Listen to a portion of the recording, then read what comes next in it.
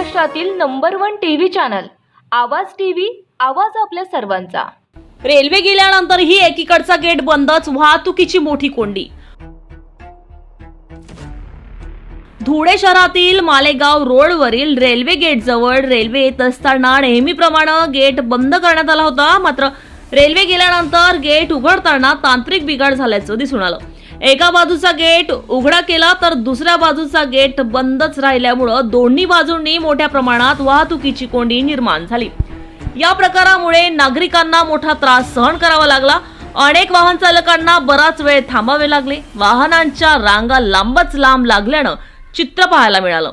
लवकर गेट न उघडल्यामुळे येणाऱ्या जाणाऱ्या नागरिकांची गैरसोय झाली असून संताप व्यक्त करण्यात आला।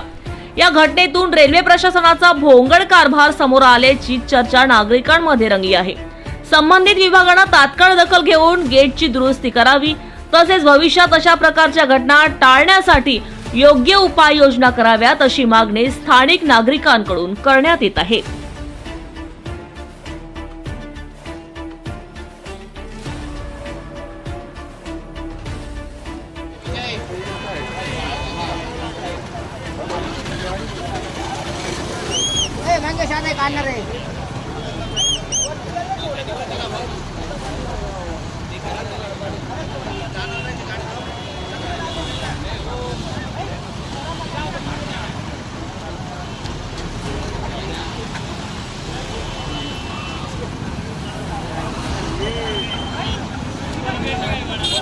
रोजच्या ताज्या घडामोडींसाठी आवाज टीव्हीला सबस्क्राईब करा आणि बेल आयकॉन प्रेस करा।